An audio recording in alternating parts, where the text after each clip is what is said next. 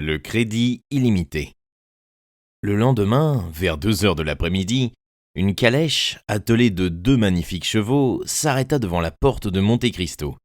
Un homme vêtu d'un habit bleu, à boutons de soie de même couleur, d'un gilet blanc sillonné par une énorme chaîne d'or, et d'un pantalon couleur noisette, coiffé de cheveux si noirs et descendant si bas sur les sourcils, qu'on eût pu hésiter à les croire naturels, tant ils semblaient peu en harmonie avec celles des rides intérieures qu'il ne parvenait point à cacher.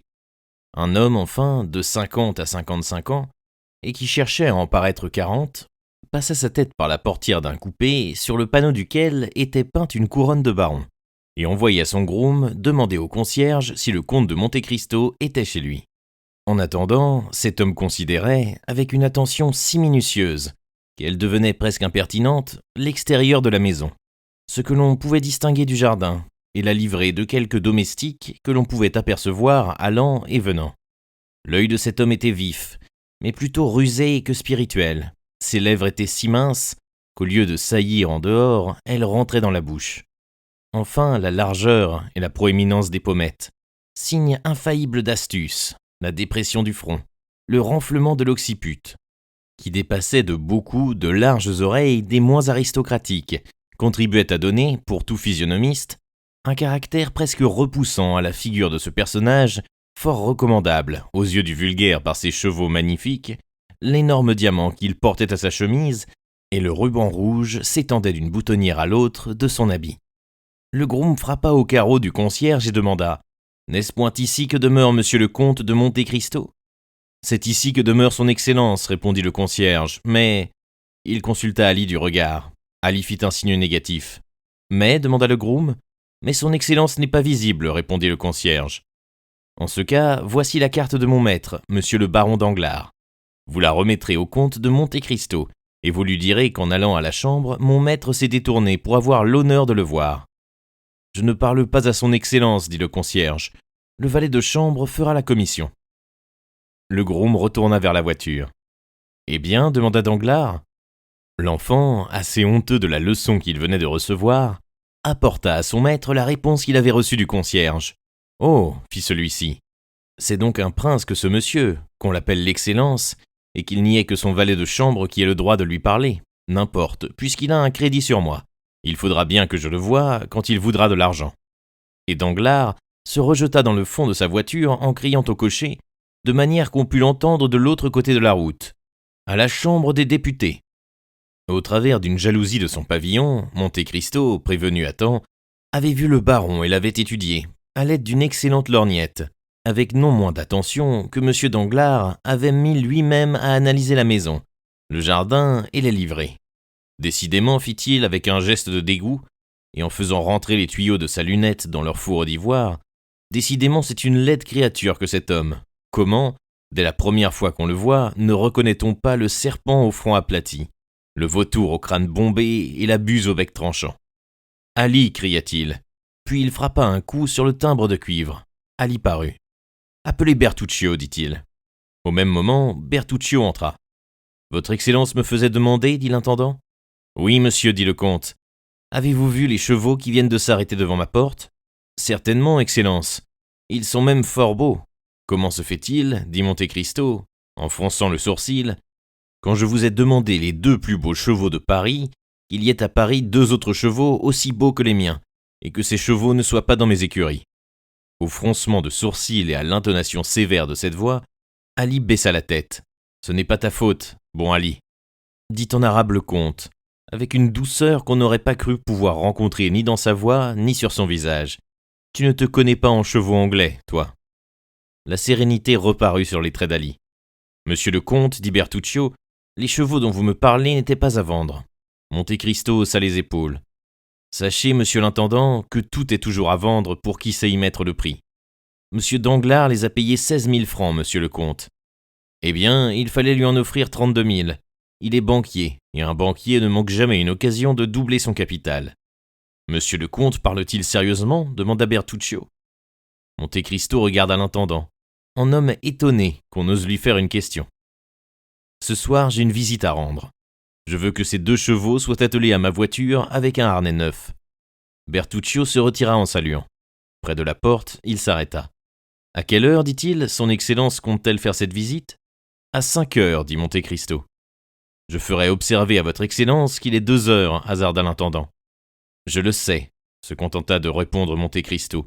Puis, se retournant vers Ali, « Faites passer tous les chevaux devant madame, dit-il, qu'elle choisisse l'attelage qui lui conviendra le mieux, et qu'elle me fasse dire si elle veut dîner avec moi. Dans ce cas, on servira chez elle. Allez, en descendant, vous m'enverrez le valet de chambre. » Ali venait à peine de disparaître, que le valet de chambre entra à son tour. « Monsieur Baptistin, dit le comte, depuis 1 an vous êtes à mon service. C'est le temps d'épreuve que j'impose d'ordinaire à mes gens. Vous me convenez. » Baptistin s'inclina. « Reste à savoir si je vous conviens. »« Oh, monsieur le comte, se hâta de dire Baptistin. »« Écoutez jusqu'au bout, reprit le comte. Vous gagnez par an 1500 francs, c'est-à-dire les appointements d'un bon et brave officier qui risque tous les jours sa vie. Vous avez une table telle que beaucoup de chefs de bureau, malheureux serviteurs infiniment plus occupés que vous, en désireraient une pareille. Domestiques, vous avez vous-même des domestiques qui ont soin de votre linge et de vos effets. Outre vos 1500 francs de gage, vous me volez, sur les achats que vous faites pour ma toilette, à peu près 1500 autres francs par an. Oh, Excellence! Je ne m'en plains pas, monsieur Baptistin, c'est raisonnable. Cependant, je désire que cela s'arrête là. Vous ne retrouveriez donc nulle part un poste pareil à celui que votre bonne fortune vous a donné. Je ne bats jamais mes gens, je ne jure jamais, je ne me mets jamais en colère, je pardonne toujours une erreur, jamais une négligence ou un oubli. Mes ordres sont d'ordinaire courts, mais clairs et précis. J'aime mieux les répéter à 2 fois et même à 3 que de les voir mal interprétés. Je suis assez riche pour savoir tout ce que je veux savoir, et je suis fort curieux, je vous préviens. Si j'apprenais donc que vous ayez parlé de moi en bien ou en mal, commenté mes actions, surveillé ma conduite, vous sortiriez de chez moi à l'instant même. Je n'avertis jamais mes domestiques qu'une seule fois. Vous voilà avertis, allez. » Baptistin s'inclina et fit 3 ou 4 pas pour se retirer. « À propos, reprit le comte, j'oubliais de vous dire que chaque année, je place une certaine somme d'argent sur la tête de mes gens. Ceux que je renvoie perdent nécessairement cet argent, qui profite à ceux qui restent et qui y auront droit après ma mort. Voilà 1 an que vous êtes chez moi, votre fortune est commencée, continuez-la. » Cette allocution, faite devant Ali qui demeurait impassible, attendu qu'il n'entendait pas un mot de français, produisit sur M. Baptistin un effet que comprendront tous ceux qui ont étudié la psychologie du domestique français. « Je tâcherai de me conformer en tout point au désir de votre Excellence, dit-il. D'ailleurs, je me modèlerai sur M. Ali. »« Oh, pas du tout, dit le comte, avec une froideur de marbre. Ali a beaucoup de défauts, mêlés à ses qualités. Ne prenez donc pas exemple sur lui, car Ali est une exception. Il n'a pas de gage, ce n'est pas un domestique, c'est mon esclave, c'est mon chien. S'il manquait à son devoir, je ne le chasserais pas, lui, je le tuerais. » Baptistin ouvrit de grands yeux. « Vous doutez, dit Monte Cristo ?» Et il répéta à Ali les mêmes paroles qu'il venait de dire en français à Baptistin.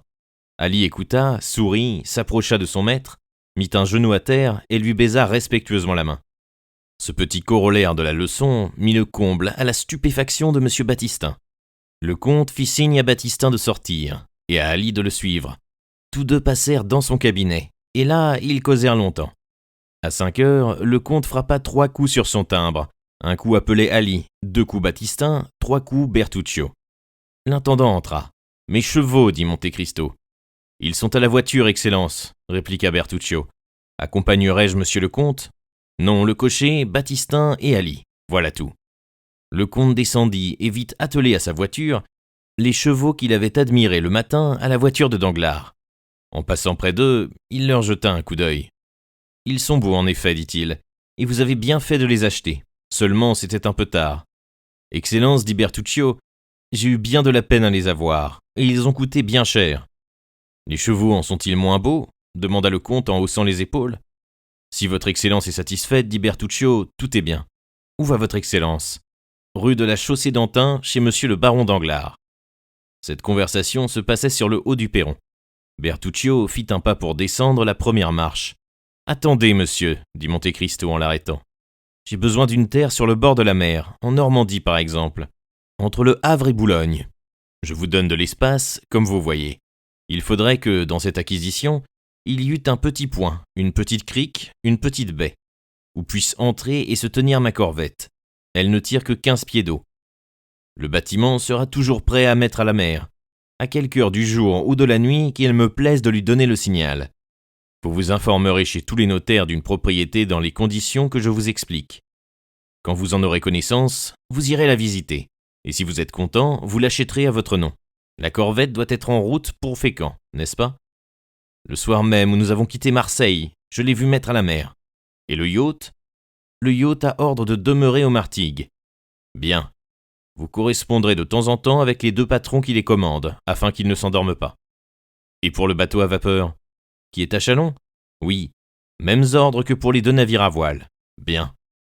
Aussitôt cette propriété achetée, j'aurai des relais de 10 lieues, en 10 lieues sur la route du Nord et sur la route du Midi. Votre Excellence peut compter sur moi. Le comte fit un signe de satisfaction, descendit les degrés, sauta dans sa voiture qui, entraînée au trot du magnifique attelage, ne s'arrêta que devant l'hôtel du banquier. Danglars présidait une commission nommée pour un chemin de fer. Lorsqu'on vint lui annoncer la visite du comte de Monte Cristo, la séance, au reste, était presque finie. Au nom du comte, il se leva. « Messieurs, dit-il, en s'adressant à ses collègues, dont plusieurs étaient des honorables membres de l'une ou l'autre chambre, pardonnez-moi si je vous quitte ainsi, mais imaginez-vous que la maison Thomson et French de Rome m'adresse un certain comte de Monte Cristo, en lui ouvrant chez moi un crédit illimité. C'est la plaisanterie la plus drôle que mes correspondants de l'étranger se soient encore permise vis-à-vis de moi.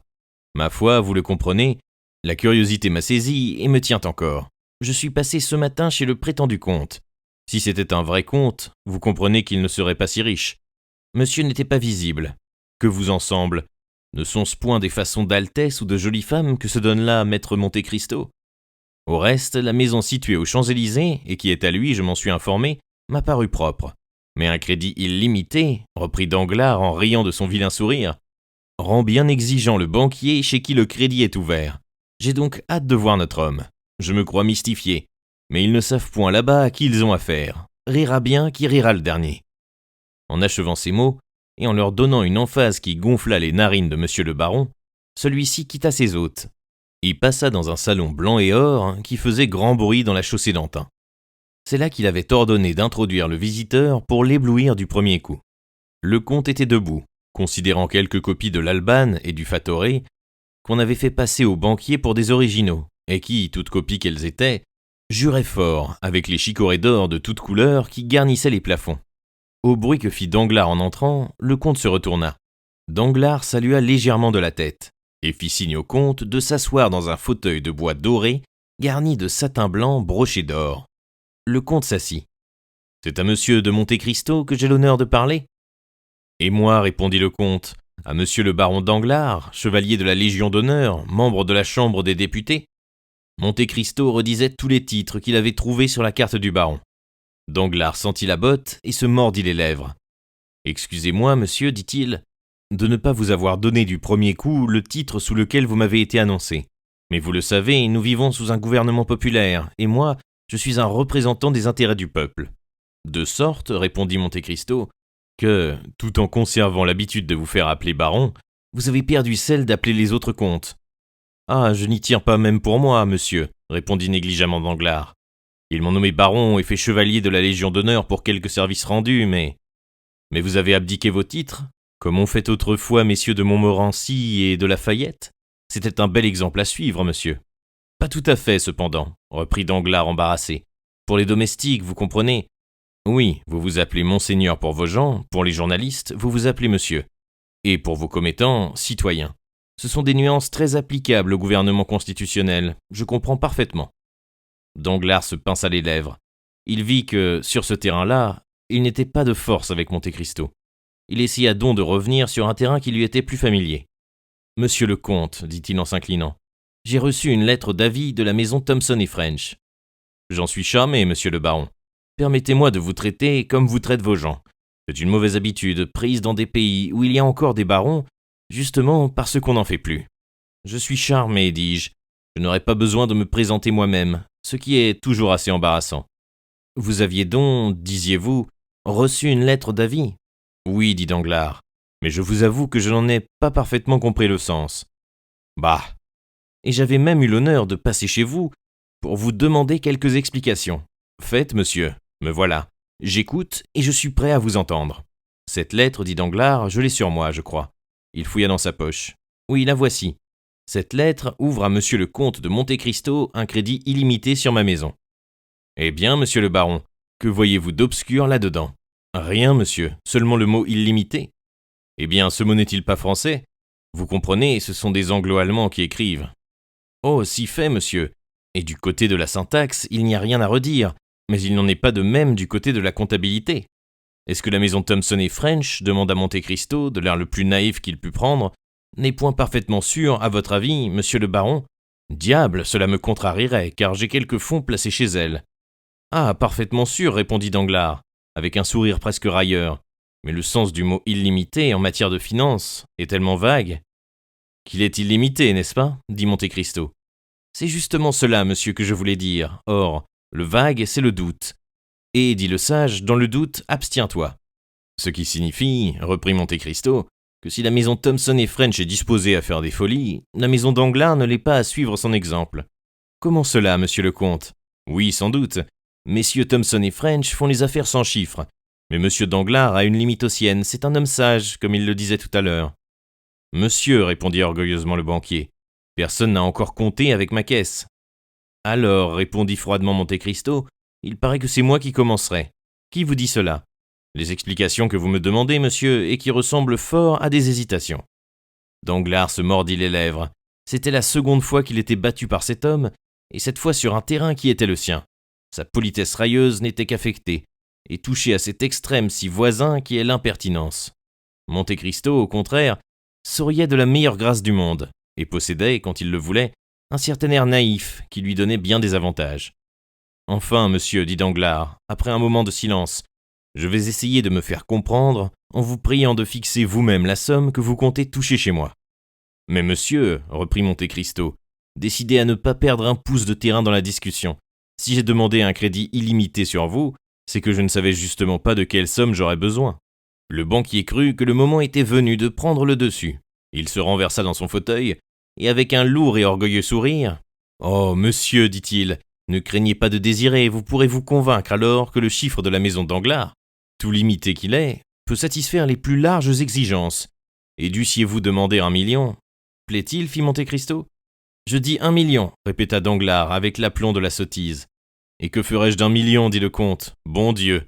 Monsieur, s'il ne m'eût fallu qu'1 million, je ne me serais pas fait ouvrir un crédit pour une pareille misère. 1 million, mais j'ai toujours 1 million dans mon portefeuille ou dans mon nécessaire de voyage. Et Monte Cristo retira d'un petit carnet où étaient ses cartes de visite, 2 bons de 500 000 francs chacun, payables au porteur sur le trésor. Il fallait assommer et non piquer un homme comme Danglars. Le coup de massue fit son effet. Le banquier chancela et eut le vertige. Il ouvrit sur Monte Cristo 2 yeux hébétés, dont la prunelle se dilata effroyablement. « Voyons, avouez-moi, dit Monte Cristo, que vous vous défiez de la maison Thomson et French. Mon Dieu, c'est tout simple. J'ai prévu le cas. Et, quoique assez étranger aux affaires, j'ai pris mes précautions. Voici donc 2 autres lettres pareilles à celle qui vous est adressée. L'une est de la maison Arestein et Escolès, de Vienne, sur monsieur le baron de Rothschild. L'autre est de la maison Baring, de Londres, sur monsieur Laffitte. Dites un mot, monsieur, et je vous ôterai toute préoccupation, en me présentant dans l'une ou l'autre de ces 2 maisons. C'en était fait. Danglars était vaincu. Il ouvrit avec un tremblement visible la lettre de Vienne et la lettre de Londres, que lui tendait du bout des doigts le comte, vérifia l'authenticité des signatures avec une minutie qui eût été insultante pour Monte Cristo, s'il n'eût pas fait la part de l'égarement du banquier. « Oh, monsieur, voilà 3 signatures qui valent bien des millions, dit Danglars, en se levant pour saluer la puissance de l'or personnifié, en cet homme qu'il avait devant lui. 3 crédits illimités sur nos maisons. Pardonnez-moi, monsieur le comte, mais tout en cessant d'être défiant, on peut demeurer encore étonné. » « Oh, ce n'est pas une maison comme la vôtre qui s'étonnerait ainsi, dit Monte Cristo, avec toute sa politesse. Ainsi, vous pourrez donc m'envoyer quelque argent, n'est-ce pas? Parlez, monsieur le comte, je suis à vos ordres. » « Eh bien, reprit Monte Cristo, à présent que nous nous entendons, car nous nous entendons, n'est-ce pas? » Danglars fit un signe de tête affirmatif. « Et vous n'avez plus aucune défiance, continua Monte Cristo. »« Oh, monsieur le comte, s'écria le banquier, je n'en ai jamais eu. »« Non, vous désiriez une preuve, voilà tout. » « Eh bien, répéta le comte, maintenant que nous nous entendons, maintenant que vous n'avez plus aucune défiance, fixons, si vous le voulez bien, une somme générale pour la première année, 6 millions par exemple. »« 6 millions, soit, dit Danglars suffoqué. S'il me faut plus, reprit machinalement Monte Cristo, nous mettrons plus, mais je ne compte rester qu'une année en France. Et pendant cette année, je ne crois pas dépasser ce chiffre. Enfin, nous verrons. Veuillez, pour commencer, me faire porter 500 000 francs demain. Je serai chez moi jusqu'à midi, et d'ailleurs, si je n'y étais pas, je laisserai un reçu à mon intendant. L'argent sera chez vous demain à 10 heures du matin, monsieur le comte, répondit Danglars. Vous voulez de l'or, ou des billets de banque, ou de l'argent? Or et billets par moitié, s'il vous plaît. Et le comte se leva. Je dois vous confesser une chose, monsieur le comte, dit Danglars à son tour. Je croyais avoir des notions exactes sur toutes les belles fortunes de l'Europe, et cependant la vôtre, qui me paraît considérable, m'était, je l'avoue, tout à fait inconnue. Est-elle récente? Non, monsieur, répondit Monte Cristo. Elle est, au contraire, de fort vieille date. C'était une espèce de trésor de famille, auquel il était défendu de toucher, et dont les intérêts cumulés ont triplé le capital. L'époque fixée par le testateur est révolue depuis quelques années seulement. Ce n'est donc depuis quelques années que j'en use, et votre ignorance à ce sujet n'a rien que de naturel. Au reste, vous la connaîtrez mieux dans quelque temps. Et le comte accompagna ces mots d'un des sourires pâles, qui faisaient si grand peur à Franz d'Épinay. Avec vos goûts et vos intentions, monsieur, continua Danglars, vous allez déployer dans la capitale un luxe qui va nous écraser tous, nous autres pauvres petits millionnaires. Cependant, comme vous me paraissez amateur, car lorsque je suis entré vous regardiez mes tableaux, je vous demande la permission de vous faire voir ma galerie. Tous tableaux anciens, tous tableaux de maître garantis comme tels, je n'aime pas les modernes. Vous avez raison, monsieur, car ils ont en général un grand défaut, c'est celui de n'avoir pas encore eu le temps de devenir des anciens. Puis-je vous montrer quelques statues de Thorvaldsen, de Bartoloni, de Canova, tous artistes étrangers. Comme vous voyez, je n'apprécie pas les artistes français. Vous avez le droit d'être injuste avec eux, monsieur, ce sont vos compatriotes. Mais tout cela sera pour plus tard, quand nous aurons fait meilleure connaissance. Pour aujourd'hui, je me contenterai, si vous le permettez toutefois, de vous présenter à madame la baronne Danglars. Excusez mon empressement, monsieur le comte, mais un client comme vous fait presque partie de la famille. Monte Cristo s'inclina, en signe qu'il acceptait l'honneur que le financier voulait bien lui faire. Danglars sonna. Un laquais, vêtu d'une livrée éclatante, parut. « Madame la baronne est-elle chez elle » demanda Danglars. « Oui, monsieur le baron » répondit le laquais. « Seule ?»« Non, madame a du monde. »« Ce ne sera pas indiscret de vous présenter devant quelqu'un, n'est-ce pas, monsieur le comte? Vous ne gardez pas l'incognito ?»« Non, monsieur le baron, dit en souriant Monte Cristo. Je ne me reconnais pas ce droit-là. »« Et qui est près de madame? Monsieur Debray » demanda Danglars avec une bonhomie qui fit sourire intérieurement Monte Cristo, déjà renseigné sur les transparents secrets d'intérieur du financier. « Monsieur Debray, oui, monsieur le baron, » répondit le laquais. Danglars fit un signe de tête, puis se tournant vers Monte Cristo. « Monsieur Lucien Debray, dit-il, est un ancien ami à nous, secrétaire intime du ministre de l'Intérieur. Quant à ma femme, elle a dérogé en m'épousant, car elle appartient à une ancienne famille. C'est une demoiselle de Servières, veuve en premières noces de monsieur le colonel marquis de Nargonne. Je n'ai pas l'honneur de connaître madame Danglars, mais j'ai déjà rencontré monsieur Lucien Debray. »« Bah, dit Danglars, où donc cela ? » ?»« Chez monsieur de Morcerf. »« Ah, vous connaissez le petit vicomte, dit Danglars. Nous nous sommes trouvés ensemble à Rome, à l'époque du carnaval. »« Ah oui, dit Danglars. N'ai-je pas entendu parler de quelque chose comme une aventure singulière avec des bandits, des voleurs dans les ruines ? Il a été tiré de là miraculeusement. Je crois qu'il a raconté quelque chose de tout cela à ma femme et à ma fille à son retour d'Italie. »« Madame la baronne attend ces messieurs, » revint dire le laquais. « Je passe devant vous pour vous montrer le chemin, fit Danglars en saluant. « Et moi, je vous suis, dit Monte Cristo.